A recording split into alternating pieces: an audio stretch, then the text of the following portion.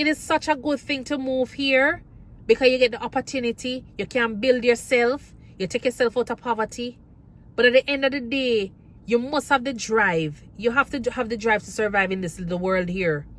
You have to have the drive to survive over here. Because if you don't have it, the system will cause you to become depressed. Because especially if you can't access certain resources, you're going to be depressed about it.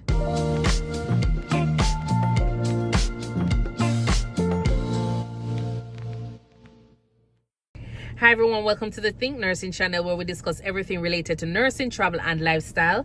And so today I'm going to talk with you a little bit more about living in poverty in the US here. I'm a registered nurse, I'm a nurse practitioner, and I do house call visits where I go into the homes of persons and examine them, treat them, and then from there we do a bag of things. You know, if you haven't subscribed as yet, please remember to go ahead and subscribe to the channel. Turn that notification bell on for more content. Yes, you have to turn on the notification bell so you can know whenever I put a video out. You understand? And you also need to continue with commenting on the videos. If you haven't seen my initial videos where I talk about my journey going through college, I need you to check out the link. And if you haven't seen the video where I talk about, you know, what it was like going, you know, to high school and primary school, just so you can have an idea of who I am. I love what I do as a nurse, and one of my things is that I love to advocate for my patients. I don't like foolishness, you know, I don't like foolishness. So even though I was grown in a country, or me grew up feeling like me the poor and whatever, because me not use the word there again, you know, me not feel like me the poor again. You understand? Me upgrade myself. I used to use my outside bathroom and them stuff there. No, me never did poor them time there. Because you know some places when me travel go Mississippi, and me I drive through Mississippi, I feel like I driving through country in Jamaica.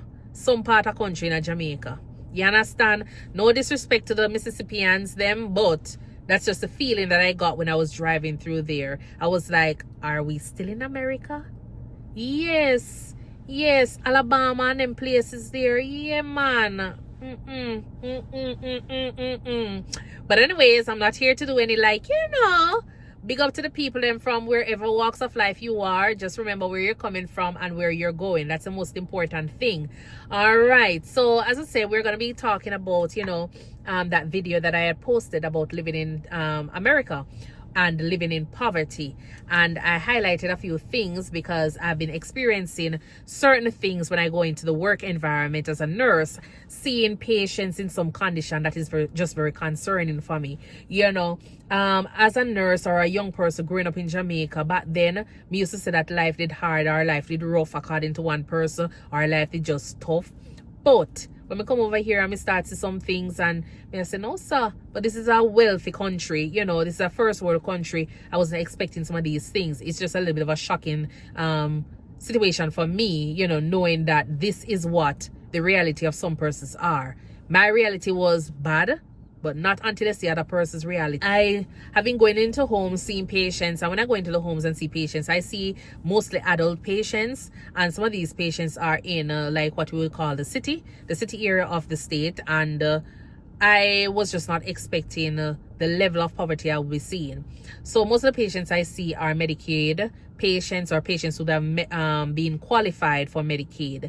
You have some other persons that, you know, have their good up insurance, their United Healthcare, Humana, but me not really touch on those people because those persons, their life are pretty decent. You know, life pretty decent, car pretty decent, everything decent about them except them health. So we're not going to really focus on that part. I'm going to focus on the ones that have been like suffering, the ones that have been going through a really hard time. And it just concerned me because, you know, when you think about a person's health declining, you know, a person's health that is contributing to the way they're living, then it is a concern for the entire person themselves. You know, you're not looking on just one aspect of the person. You're thinking about the physical, the emotional, the psychological, all different aspects of the patient that makes the patient whole. You understand? So when I go in, I see a patient and talking to a patient. So for example, I have this diabetic patient that lives in a home, and I go in and I say, okay, then have we been checking the glucose? No, because what? Insurance hasn't approved their glucometer. They can't get home health services because the insurance doesn't allow for that.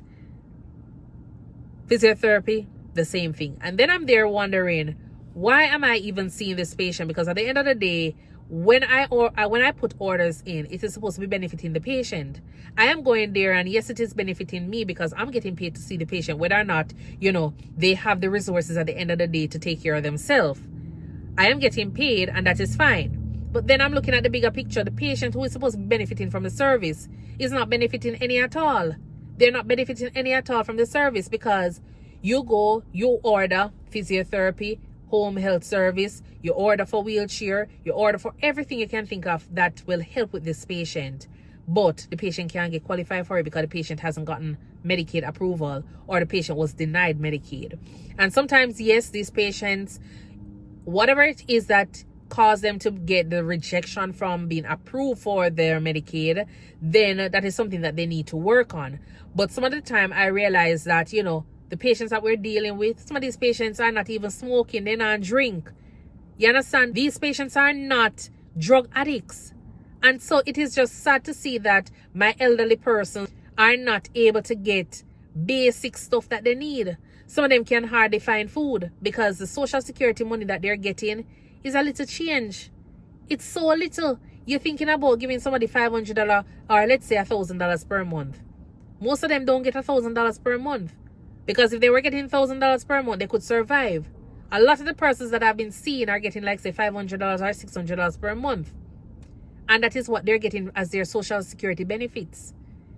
And then you're thinking about, yes, they probably get into a low income housing, but then these persons still have to buy food. They still have to buy medication. A lot of them are incontinent. A lot of them, they still have to go and do other things outside of lying in a bed. And so when you look at it, by the time you wink your eye, the $500 done. The $500 done. Some of them are living in motels because it's cheaper to live in a motel than to live in a house itself or an apartment itself. So some of them are living constantly in a motel where that is their one room. I remember going into this house. Well, it's not a house, it's a motel. Well-known motel, to see a patient. And when I go over there, it's one bed in the motel because it's a one-bedroom. And then you see a little stove that I put over there. So, and then a lot of clothes hung up. And so by the time I look, I saw a gentleman walk in who is the son of the mother. The mother is like 70-something years old, lying on a bed in a motel, bedridden. And then I see a little thing in between that is supposed to separate the mother from the son. I'm going to talk about a big man. You understand? So the big man over that side lying down, and the mother over this side lying down. So it is so difficult out here. It is like so hard for some of these patients. I don't know what the contributing factor is for these patients, but what I'm saying is that when I see these things, it hurts my heart. It hurts me because I tell you, I go in this thing for the love of it. But then when I go out there and I see how sad some of these patients are, it hurts me. It hurts me to the point that sometimes you're sitting down and you're listening to the conversation of these patients and you really can't take it anymore. You have to hurry up the evaluation, because by the time they're supposed to open up a little bit more to you about what is going on. It's not only the physical. They have family problem are going on. Some of them are just depressed about their own living situation. Sometimes there are CNAs. I've met nurses that are in the situation. And so moving to the States, yes, it is a good thing. It is such a good thing to move here because you get the opportunity. You can build yourself. You take yourself out of poverty. But at the end of the day, you must have the drive. You have to have the drive to survive in this little world here. You have to have the drive to survive over here. Because if you don't have it, the system will cause you to become depressed. Because especially if you can't access certain resources, you're going to be depressed about it. You understand? You're going to be depressed about the fact that you're already lonely. Because a lot of these patients I'm seeing, when I ask about families, I said, where is your family member? Who lives here with you? Nobody. I said, do you have kids? Yes. Where are they? In a different state. Are they in the same state? And I'm wondering, so if my mother and my father is sick and is in this state, and this is a state that I am in as well, me living at the same state, town that you live in, how is it my parents' environment is looking like this? You understand? There must be something that I can do to help. You might not be able to do it fully, 100%, but there must be something that you can contribute to make them life a little bit better. You understand? And so, me looking on, seeing this, it makes me sad. It makes me so sad because this is not the life that I am looking at. This is not what I'm looking at for my patients. This is not what I am expecting to be seen. You understand? This is not what I'm expecting to be seen. And so a lot of times we come over here and we think that the American dream is what it is, and we go out there and we do certain things, but we need to remember that, you see, anything you need to do, anything you need to do to make sure, say, you get your Medicaid going at the end of when you either reach at a stage where you need Medicaid insurance, make sure you start from now. Put the plans in place so that way you don't have to find yourself in situations like this. It's not like a case where you're in Jamaica, and when we're in Jamaica, we can always say, okay then, we can go down to the public hospital and get signed up with the National Health Fund, and we get a little medication. It's not a case where we know that there's a Catholic church or food for the poor, and we can go over there and get a little food. It's not a case where you can go over there and call to your neighbor, and you say to your neighbor, say, you know, something I eat no for a morning. And my neighbor say, well, so one little plate of food here. It's not a case where you can go to the shop out there and say, you know me, I get paid next week. You can't trust me some food. And them say, okay, then I write your name down on a piece of paper, and you're good for the next week. It's not a case where you can put your child in a taxi and say, okay, then drop him over school over there, so. And when me get pay, me pay you. It's not a case like that. It's not a case like that. A lot of times I'll go in. I remember going into this home with a lady, and the lady has about 4 kids. And she lives on the 3rd floor. But I tell myself I ain't going back up there because that staircase heading up to that 3rd floor, it not even make no sense. I don't even understand how the building's still occupied. I don't even understand how the building's still occupied with people. Because I was going up and the only thing I'm seeing is, this is a stair and I'm looking right between, because the wall and the iron are pulled apart where the step is, the staircase is. It is actually separating. And I'm wondering, how is it that persons are living on the 3rd floor? How persons are living with kids up there? Where is it that them walk? Because there's no other entrance. It's one entrance in. This is the staircase going up to the people in them house. You understand? This is the situation with them. So, I don't know. It's just a sad situation when I go in to see some of these homes. And every time I go and I go to a different community, it is a different thing. It's a different situation. And it just makes me sad. It just makes me sad. So I want persons to know that, you know, especially a lot of persons that are planning on, I don't know if a lot of persons. So the other day, I know that there was a discussion regarding, you know, immigration and whether or not things are going to change if one person win or the other person don't win, you know. And so I just want persons out there to know that if you don't have a plan in place for this place, if you don't have a plan in place for America, then I would just say, wait until you have a decent plan and then you decide to do your thing, you know.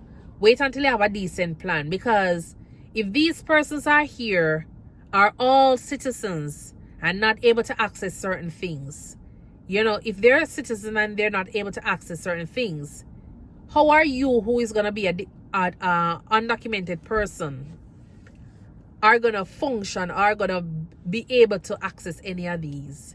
You know, you're not going to be able to access anything at all. Your health is just going to decline. And it's just going to decline to the point where, you know, who knows what happens? You don't want it to be a case where the last time you see a parent in a, you know, through the phone. No, you want to be able to hug your relatives and see them and interact with them when you can do that. But don't let it be a case where, you know, we decide that we come over here for the American dream and things don't work out the way it's supposed to be working out. And we just end up living in some of the situation like what some of these persons are living in. It's not worth it. It's just not worth it, you know. Whatever you can do to take yourself out of poverty, I just feel like we need to do it, and we need to start early, because, you know, if you don't start from early, the cycle is just going to continue.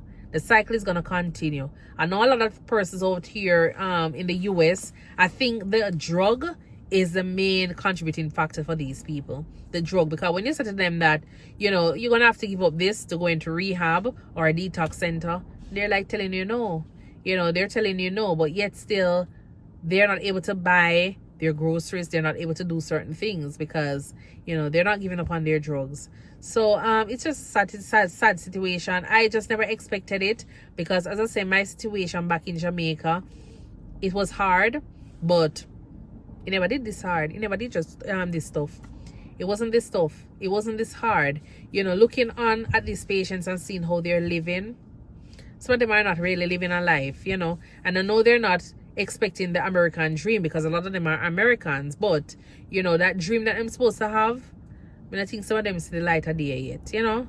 All right, but until then, thank you so much for tuning in. And I do hope that you will have a wonderful evening. Until then, bye.